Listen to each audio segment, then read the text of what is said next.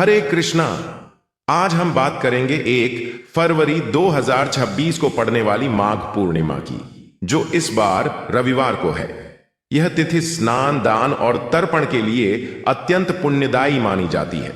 साथ ही इस दिन रवि पुष्यामृत योग भी बन रहा है और भद्रा का प्रभाव भी रहेगा। आइए जानते हैं कि इस दिन हमें क्या क्या करना चाहिए ताकि हम इस दिव्य अवसर का पूरा लाभ उठा सकें।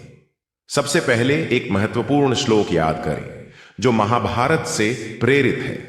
माघ मास की पूर्णिमा पर यदि कोई व्यक्ति किसी योग्य ब्राह्मण या जरूरतमंद को ऊनी कपड़ा या कंबल का दान करता है तो उसे जहां भी जन्म मिले वहां अथक निरंतर सुख प्राप्त होता है।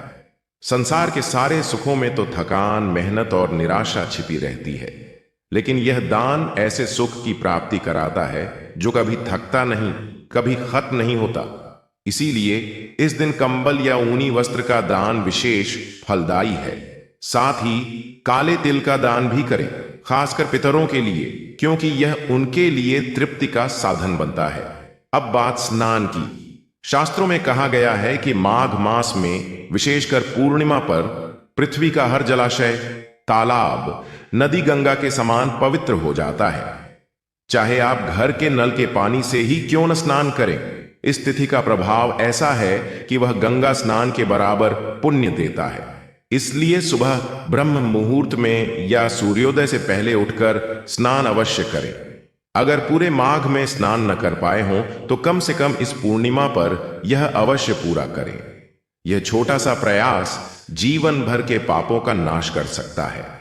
पूर्णिमा होने से रात्रि में चंद्रमा को अर्घ्य देना न भूलें।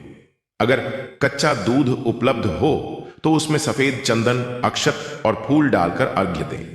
मंत्र है ओम श्री चंद्रमसे नमः या सरल रूप से ओम चंद्रदेवाय नमः।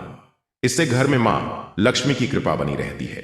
साथ ही रात में या शाम को अन्नपूर्णा माता के लिए रसोई को साफ करके कपास के तेल का दिया जलाएं। यह छोटा सा कार्य अनाज की कभी कमी नहीं होने देता। अब रवि पुष्यामृत योग की बात। यह योग 1 फरवरी को सुबह सूर्योदय के आसपास शुरू होकर रात लगभग 11:58 बजे तक रहेगा। यह मंत्र सिद्ध आध्यात्मिक साधना के लिए उत्तम है। लेकिन याद रखें, पुष्य नक्षत्र में विवाह जैसे मांगलिक कार्य नहीं करने चाहिए, क्योंकि शास्त्रों में इसका विशेष उल्लेख है। अगर आर्थिक स्थिति मजबूत करने की इच्छा है तो एक सरल उपाय आजमाएं। बरगद का एक पत्ता लें, गिरा हुआ भी चलेगा। उस पर हल्दी या कुमकुम से श्रीयों या स्वास्तिक चिन्ह बनाएं। धूप दीप दिखाकर इसे अपने तिजोरी, कैश बॉक्स या जहां पैसे रखते हैं वहां रख दें। अगले पुष्य पर पुराना पत्ता विसर्जित कर नया करें। यह छोटा प्रयोग धन व्यापार में वृद्धि लाता है। साथ ही श्री सूक्त का पाठ या श्रवण करें तो और भी शुभ।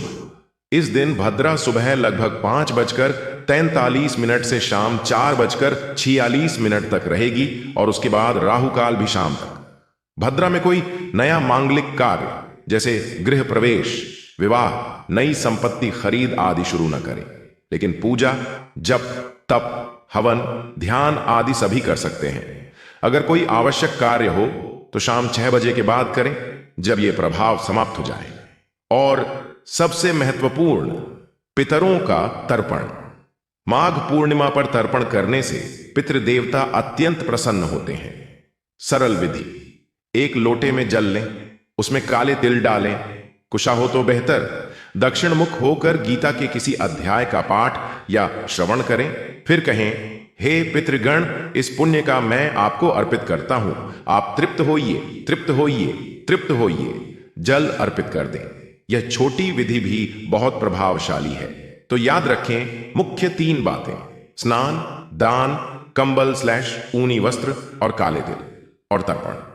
इनके अलावा योगों का लाभ लें, लेकिन शुभ अशुभ समय का ध्यान रखें। इस पूर्णिमा को बिना इनके व्यर्थ न जाने दें। यह वीडियो या संदेश अपने परिवार मित्रों तक जरूर पहुंचाएं ताकि सबको इस पुण्य तिथि का लाभ मिले। हरे कृष्णा।